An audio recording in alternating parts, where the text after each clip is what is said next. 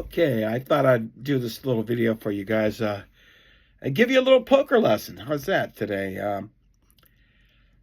One of my favorite games to play, and I believe I'm one of the best in the world, and I really mean that, is Omaha 8 or better.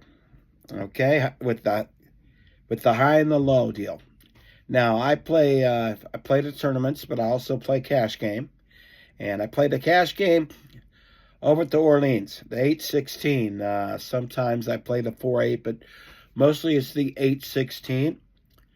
Well, I'm going to give you a couple lessons on how to play that game today.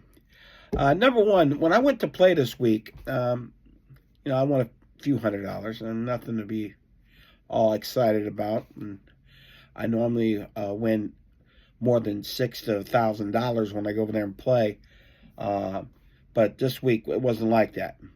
They had a guy in there raising every hand, okay? And he was sitting to my left, okay? When you got a guy like that at the table doing that, I mean, he's got a big range, but his odds of winning are very, very slim. And the reason I say this is the weaker hands you play, the more you got to get luckier in hell on the flop, okay? So my starting hand requirements that I use keeps me out of trouble. And what I'm getting at, I watch people play Omaha high-low, and when they get their hand, if they get ace-deuce or ace-3, they're in the pot, and that's understandable. But when it's dry, and what I mean by dry is you got nothing to go with it. You got ace-deuce with the 9-jack. That's a horrible hand, okay?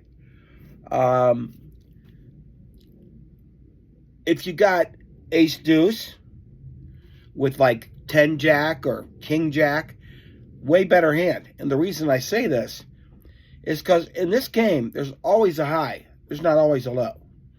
So if that flop comes high and you're sitting there with ace-10-jack, not only you're covering the 7-8-9, which is, you don't win very many hands with that hand, but you have a chance to get the nuts, and that's to scoop the pot. I can't tell you how many times when I play, if I get the ace-deuce, and I got what I told you, like 9-jack or 9-queen, I mean, I got to hit the perfect flop to win anything, even the low. And the low is not always going to be a low. So a lot of people play the ace-deuce no matter what. Now, here's the next question. Is you got to ask yourself, if I do flop the nut low, should I raise? Okay? I'm going to tell you why there's times you can, why you can't, but mainly, I don't think you should. Especially if you're less than 3 people in the hand. Because the odds are someone else has an ace-deuce, and you're going to get, you're going to get quartered, 3-quartered. Someone's going to win the high, and you're going to have to chop the low. So I hardly ever raise when I flop the nut low. Unless, here's my unless thing. If I flop the nut low, but yet the draw out there gives me the nut flush or something, where I know I could get 3/4 of the pot by getting the low and the high, then I may raise. And most players play like this.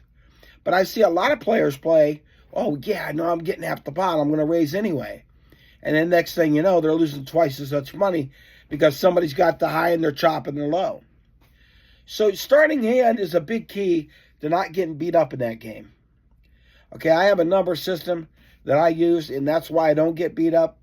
And I'm not going to say what that is right now, but a lot of it has to do with the 4 cards you start with. If you play stronger hands, you need less help on the flop.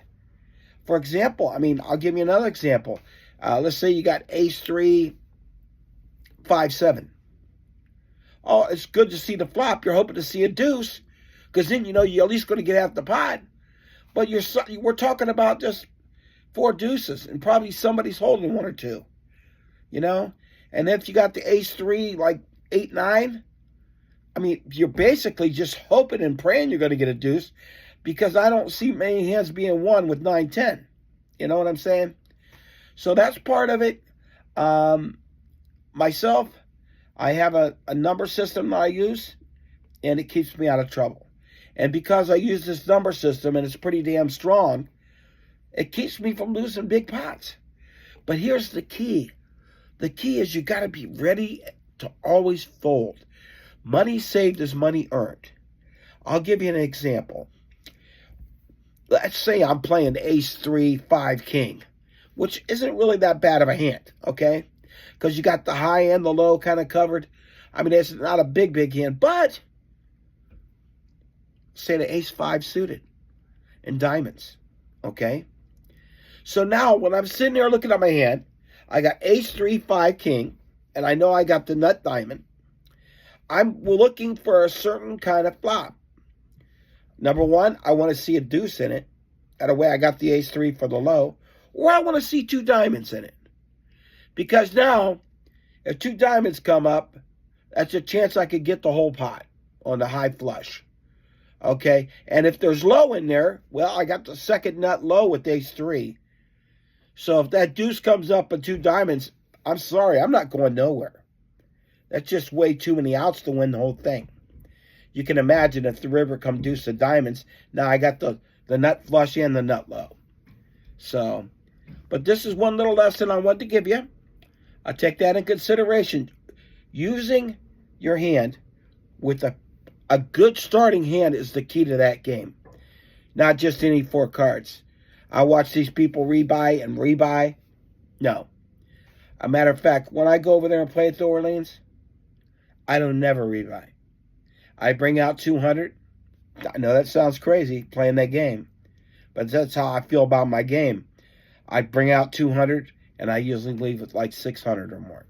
If I lose that 200, which happens sometimes, I mean, you can't win every day, I walk. And that's why I'll never be felted, ever. I will always have money to play poker because I don't overplay stuff.